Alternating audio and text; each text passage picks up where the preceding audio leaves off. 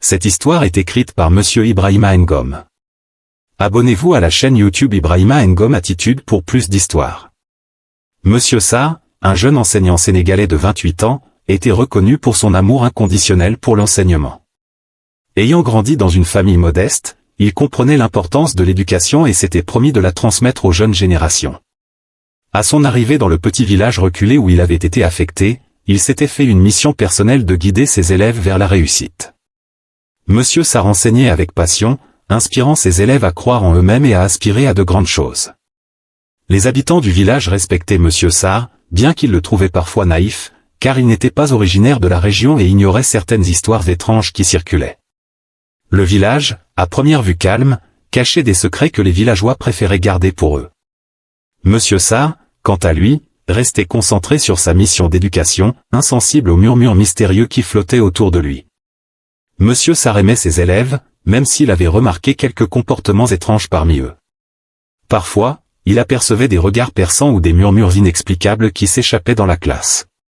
Certaines nuits, il lui semblait même entendre des bruits inquiétants venant des environs de l'école. Pourtant, en tant que croyant fervent, il pensait que tout cela n'était que le fruit de son imagination. Les enfants de sa classe étaient brillants mais montraient des signes d'étrangeté, certains avaient des comportements qui échappaient à toute explication rationnelle. Lorsqu'ils sortaient de l'école, ils prenaient parfois des chemins détournés, disparaissant soudainement dans la végétation dense. Monsieur Sarr, bienveillant et innocent, ne se doutait de rien et continuait à leur accorder toute son attention et son amour. Des événements inquiétants commencèrent à se produire dans l'école. D'autres enseignants se plaignaient de malaise soudain, et certains avaient même été frappés par des accidents mystérieux. Des décès survenaient régulièrement, mais Monsieur Sarr, en homme pieux, pensait que ces événements faisaient partie du destin divin. Il priait pour ses collègues et continuait à enseigner avec dévouement, ne s'attardant pas sur les rumeurs d'activités surnaturelles. Une nuit, Monsieur Sarr fit un rêve étrange où il voyait ses élèves se transformer en serpents et en hyènes. À son réveil, il secoua la tête, se convainquant que cela n'était qu'un rêve absurde. Il décida de ne pas en parler, bien qu'un léger malaise subsistait en lui. Un jour, en plein cours, deux élèves commencèrent à se comporter de façon perturbante, chuchotant et échangeant des regards mystérieux. Ils ne répondaient pas aux questions et semblaient complètement détachés du reste de la classe. Fatigué par leur manque de respect, Monsieur Sarr décida de les punir en les isolant pendant la récréation. Mais cette punition allait déclencher une réaction inattendue. Les deux élèves quittèrent la classe avec un regard sombre, et une atmosphère oppressante s'installa. Monsieur Sarr ressentit pour la première fois un frisson de peur, mais il chassa rapidement cette sensation en priant intérieurement pour la protection divine. Ce soir-là, une tempête éclata, et Monsieur Sarr se retrouva seul dans la salle de classe pour corriger des cahiers. Soudain, il entendit des bruits étranges dans le couloir, comme des sifflements.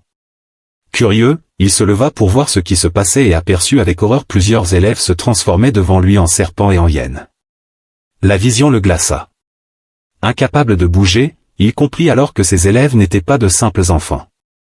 Les créatures s'approchèrent de lui lentement, comme pour l'encercler. Pris de panique, Monsieur Sarr pria avec intensité, implorant la protection divine face à ce cauchemar éveillé. Les élèves transformés avancèrent en cercle, leur regard fixé sur Monsieur Sarr. Ils semblaient vouloir le punir pour les avoir humiliés.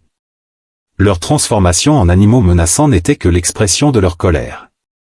Monsieur Sarr, bien que terrifié, se résigna à rester calme, convaincu que sa foi pourrait le sauver. Alors que les créatures s'apprêtaient à attaquer, un grondement se fit entendre à l'extérieur. La terre semblait vibrer sous leurs pieds, et le ciel s'assombrissait. Une force mystérieuse s'apprêtait à intervenir. Sans prévenir, une pluie diluvienne s'abattit sur le village, inondant les rues et emportant tout sur son passage. La puissance de l'eau fit reculer les créatures, qui se replièrent rapidement. Monsieur Sarr, toujours au cœur de la classe, fut soudainement emporté par un torrent. La force de l'eau le fit glisser hors de l'école et l'emmena jusqu'à l'extérieur du village, bien au-delà de tout ce qu'il aurait pu imaginer. Flottant sur les eaux en furie, Monsieur Sarr perdit connaissance, emporté par la violence de la tempête qui l'extirpait de cet endroit maudit. À l'aube, Monsieur Sarr se réveilla au bord d'une rivière, épuisé et désorienté.